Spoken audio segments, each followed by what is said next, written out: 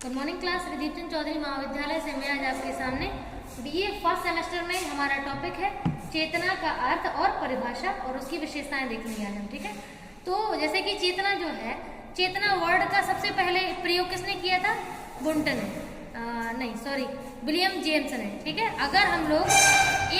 अगर कोई हमसे पूछे कि चेतना शब्द के बारे में सबसे अत्यधिक अध्ययन किसने किया है और चेतना होती क्या है, तो चेतना के बारे में सबसे ज्यादा बताया किसने है?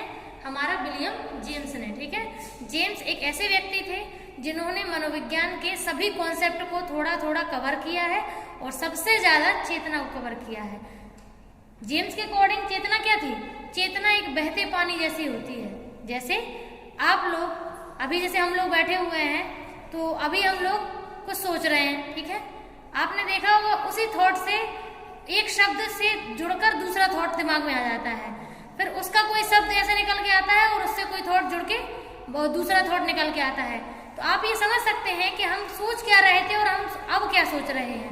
मतलब कितना ज्यादा डिफरेंसेस है हमारे एक थॉट से कई थॉट के बीच में।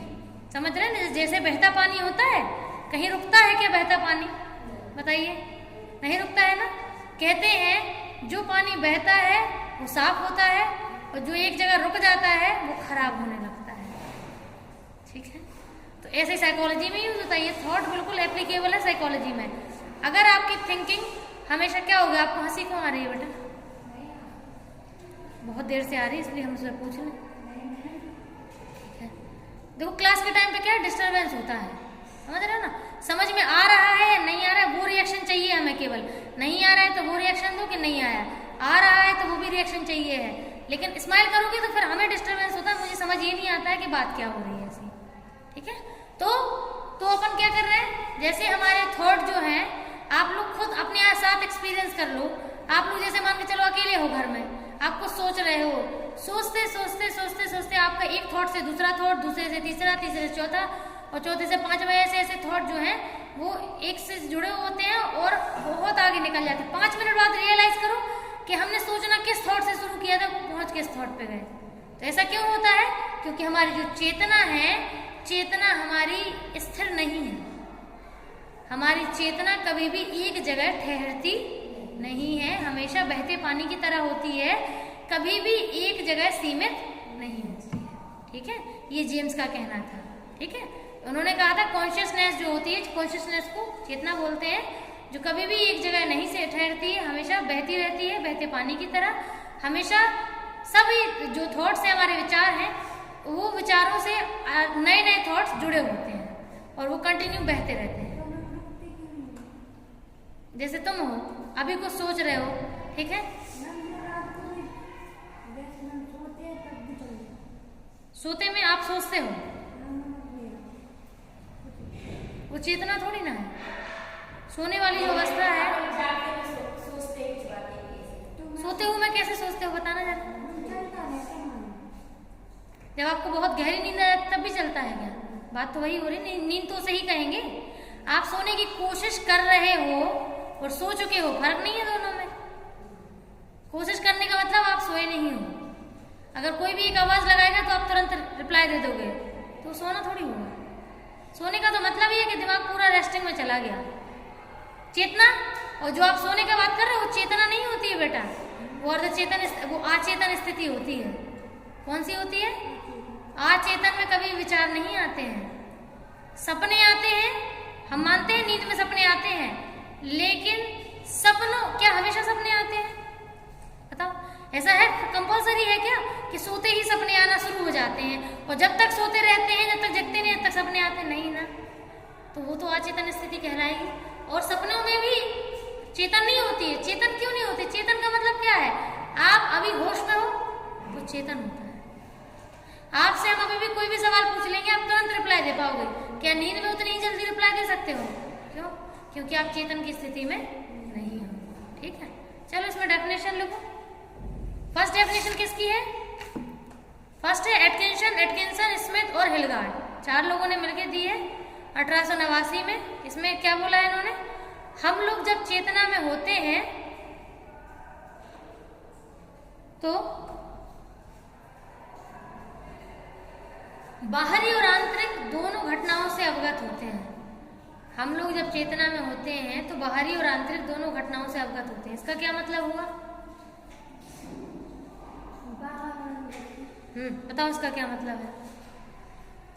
चेतना तो समझ में आई गया होगा, होशावास वाली स्थिति होती है। तो अब मुझे ये बताइए कि आंतरिक और बाहरी का क्या कहना है, मतलब क्या है इसका?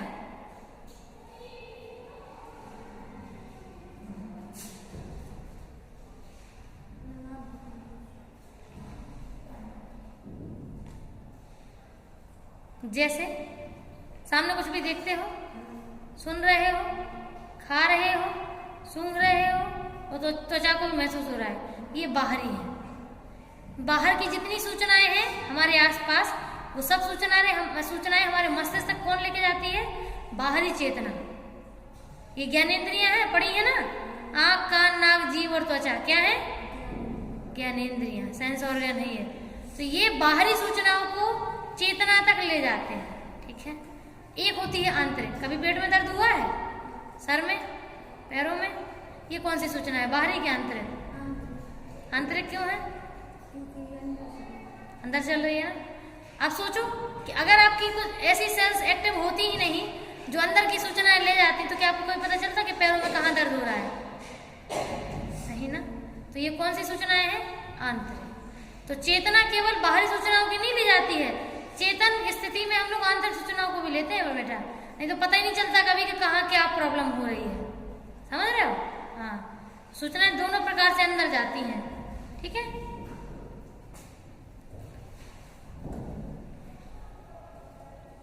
आंतरिक और बाहरी दोनों सूचनाओं से अवगत होते हैं और समस्या समाधान करते हैं। अब बताओ, जैसे अपन लोग हैं, अपन लोग रोज छोटी बड़ी प्रॉब्लम को सॉल्व करते हैं कि नहीं? करते हैं ना। तो ये कैसे कर लेते हैं? अगर चेतना नहीं होती तो क्या आप सॉल्व कर पाते? बताइए, नहीं कर पाते ना। अगर आप होश और हवास में पूरी तरह के होते नहीं, जैसे बेहोशी वाली अवस्था में रहते हैं हमेशा, तो आपको लगता है कि आप प्रॉब्लम को अच्छे से सॉल्व कर सकते थे? जैसे जो लोग बीमार हो जाते हैं उनसे कहा जाता है कि थोड़ा रेस्ट कर लो, जब आपका शरीर वापस ठीक हो जाएगा, आपकी चेतना की स्थिति सही हो जाएगी, आप तब ही कोई काम करना। क्यों कहा जाता है ऐसा? हाँ, ताकि चिंतन, बुद्धि, तर्कना, इन सभी का सही तरीके से प्रयोग हो सके। अगर आप सही से होश में नहीं हैं तो आप इन सब का प्रयोग ढंग से कर नहीं पाएंगे, तो प्रॉब्लम सॉल्व कभी होगी नहीं। नेक्स्ट परिभाषा लिखो सेंट्रोक की। आंतरिक और बाहरिक उद्दीपकों व घटनाओं का बोध चेतना है। बाहरिक उद्दीपकों व घटनाओं का बोध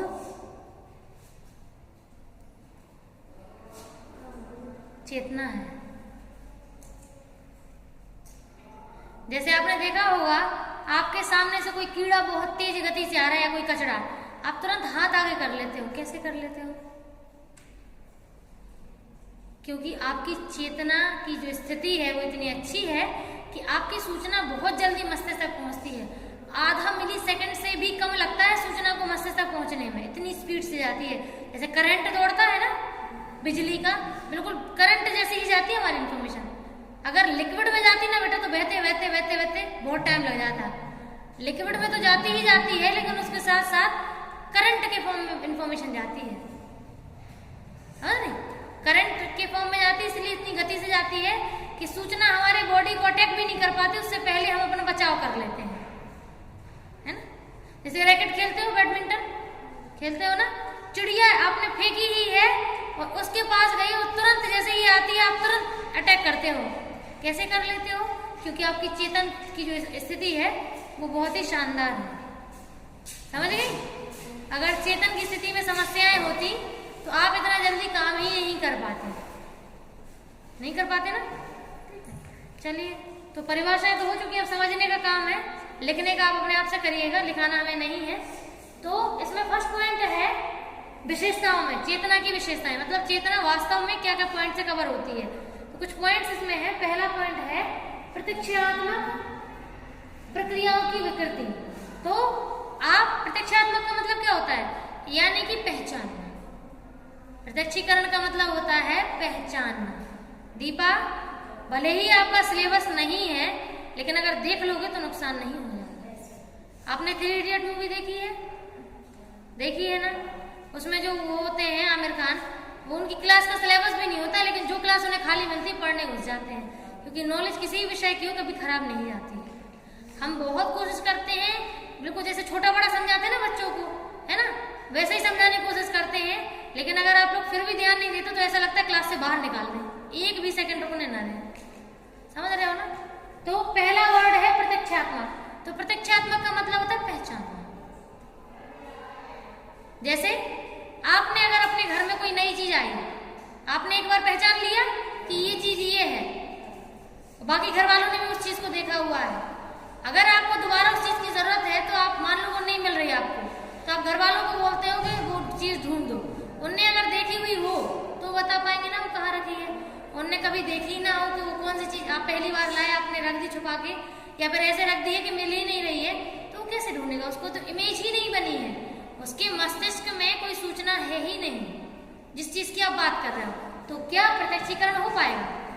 बस प्रत्यक्षीकरण उन्हीं चीजों का होता है जो सूचनाएं पहले से सुरक्षित होती है। ठीक है? कहाँ पे सुरक्षित होती है सूचनाएं? मस्तिष्क में। ठीक है? तो प्रक्रियाओं की विकृति, यानी कि जब हम लोग चीजों को चेतना में लेते हैं, जैसे मान के चलो अभी हवा चल रही है, बाहर गाड़ी पे निकलो तो हवा लगती है। हवा जब आपकी स्किन को टच होती है तो स्किन की जो ज्ञानेंद्रियां हैं वो इंफॉर्मेशन को लेती हैं। ली, उन्होंने तुरंत मस्तिष्क को भेजा, मस्तिष्क ने तुरंत रिस्पॉन्स दिया, ठंड लग रही, हवा चल रही है, थोड़ा कवर कीजिए खुद को। तो इसका मतलब क्या है? आपने प्रत्यक्षीकरण कर लिया है कि मौसम में क्या परिवर्तन है। और बहुत कड़ाके धूप हो जाए एकाएक से, इतनी कि आप धूप में बैठे तो एकदम जलने लगे हो, तो भी आपको प्रत्यक्षीकरण हो जाएगा कि वास्तव में परिस्थिति क्या चल रही है। ठीक है? तो प्रत्यक्षीकरण हमेशा चेतना के आधार पर होता है बेटा। अगर आपने किसी चीज को पहले से देखा सुना ना हो, महसूस ना किया हो, चेतना में वो है ही नहीं, तो आप उसे याद कैसे करोगे, पहचानोगे कैसे? तो चेतना और प्रत्यक्षीकरण का बहुत गहरा संबंध है। ठीक है? हमेशा चेतना और प्रत्यक्षीकरण एक दूसरे से जुड़े हुए हैं। नेक्स्ट पॉइंट है हमारा वस्तुनिष्ठता एवं अहम उत्कर्षण का अनुभव। तो वस्तुनिष्ठता का मतलब होता है जो चीजें जैसी हैं वैसे ही उसको समझा जाए, वो वस्तुनिष्ठता होती है। जैसे अगर आप लोगों का जो रियल नेचर है, हम अगर आप लोगों को किसी एक गलत सिचुएशन में देखने के बाद आप लोगों को ऑल ओवर गलत समझे, तो ये क्या वस्तुनिष्ठता होगी? नहीं ना। वस्तुनिष्ठता तब होती है जब जैसे आप हैं, हम आपको उसी एंगल से समझने की कोशिश करें, वो होती है वस्तुनिष्ठता। ठीक है? तो वस्तुनिष्ठता, अब वस्तुनिष्ठता कैसे होती है?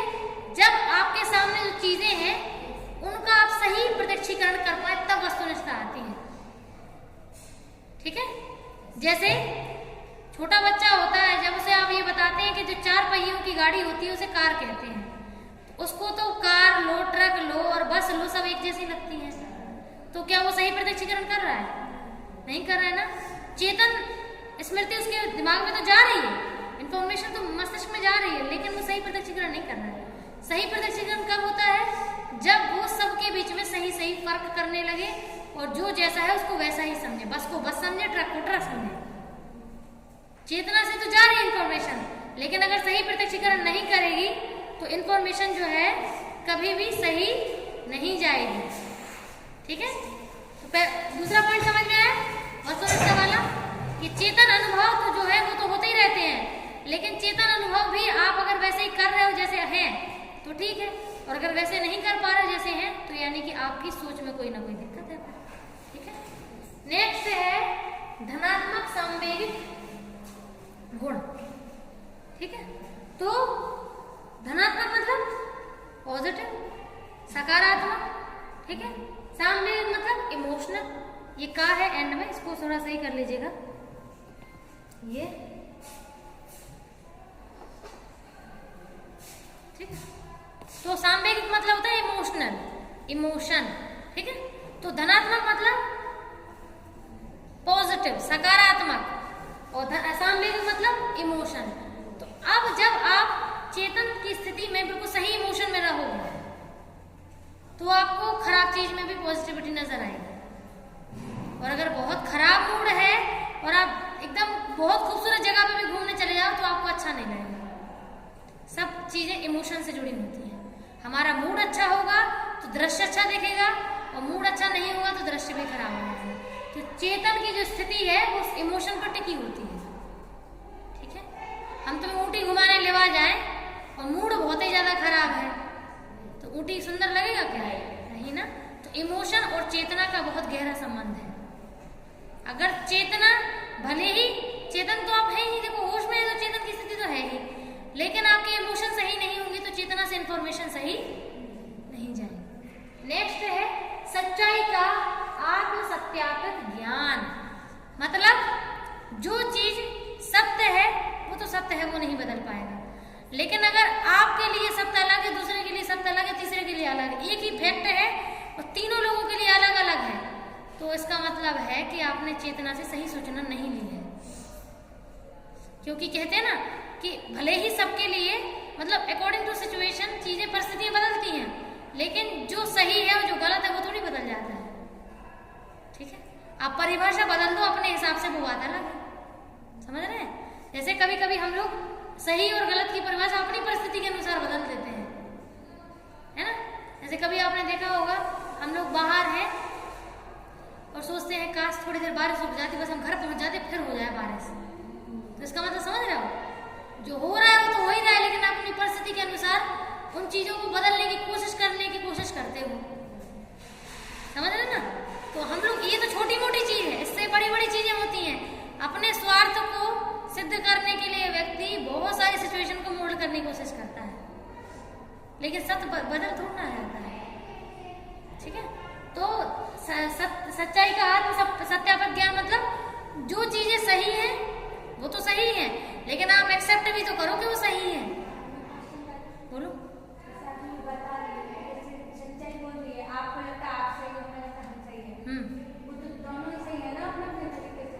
देखो बेटा, परिस्थितियां अलग होती हैं और परिस्थितियों के अनुसार व्यक्ति ने जो निर्णय लिया होगा वो हो सकता है सही हो,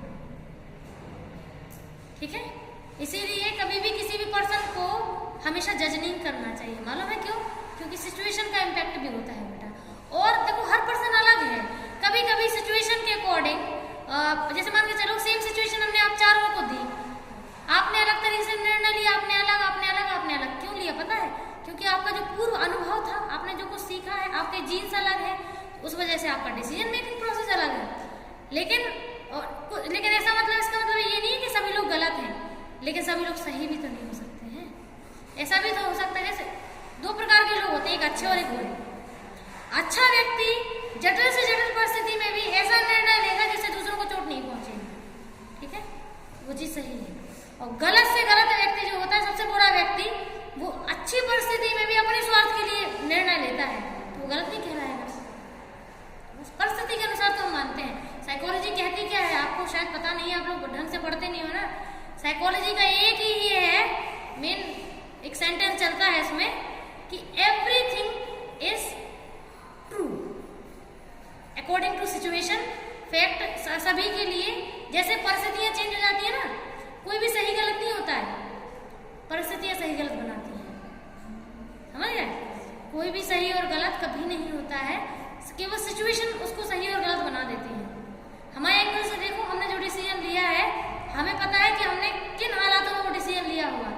आपने तो 2 मिनट में जजमेंट दे दिया, इसीलिए साइकोलॉजी कभी भी जजमेंट नहीं देती, कभी भी जज नहीं करता है। साइकोलॉजी को जज करने का राइट, जो बच्चे साइकोलॉजी पढ़ते हैं उनको राइट ही नहीं होता है कि कभी किसी को जज करें। उसकी सिचुएशन को सुने, समझने की कोशिश करें और उसके बाद निर्णय लें कि वास्तव में उसने जो करा वो सही करा कि नहीं करा, ठीक है। लेकिन अपन लोग देख, जैसे मान लो कुछ सच्चाइयां तो नहीं बदल जाएंगी ना, जैसे हमने बोला ना कि अगर सही सिचुएशन है फिर भी गलत इंसान उस सही सिचुएशन का फायदा उठा करके अपने अकॉर्डिंग चीजों को मोल्ड करना चाहता है, वो तो गलत हुआ ना। फैक्ट नहीं बदल सकता है, सिचुएशन के अकॉर्डिंग एक्शन बदल सकते हैं,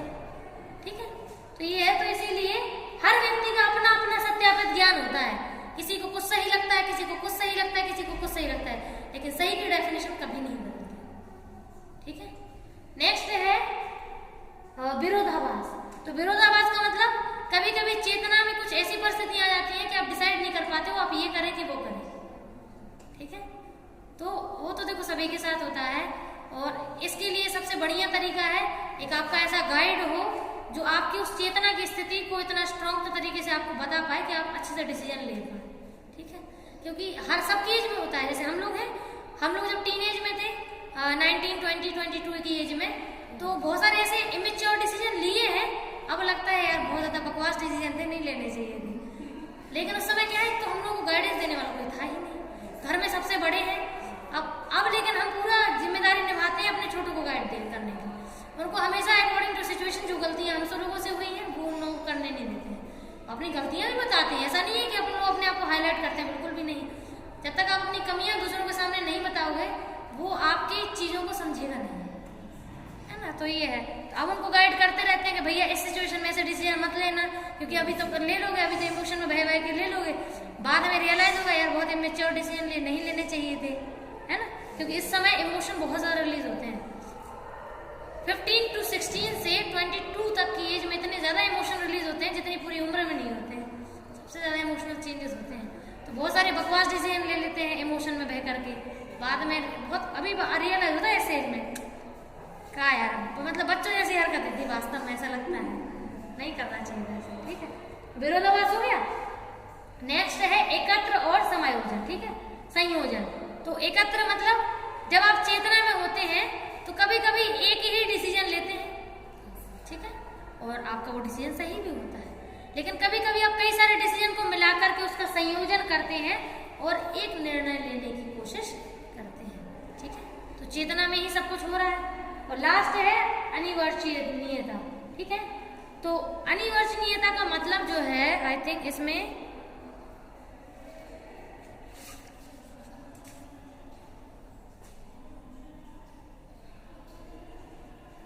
इनएफरेबिलिटी, चेतना की परिवर्तित अवस्था का वह गुण यह भी है जिसमें अनुभूतियों को व्यक्ति वर्णन करने में अपने असमर्थ पाता है। अरे सिंपल सा है कि जब पर्सन अपने आप को डिफाइन नहीं कर पा रहा है, वो समझ ही नहीं पा रहा है कि वो अपने अंदर चलने वाली फीलिंग्स को डिफाइन कैसे करे, तो वो तो चेतना ही में रहा है। ठीक है, पर्सन है तो होश में, लेकिन फिर भी नहीं बोल पा रहा, वो समझ ही नहीं पा रहा है उसको अपने चीजों को डिफाइन करने के लिए किन सही शब्दों का चुनाव करना चाहिए जिससे वो अपनी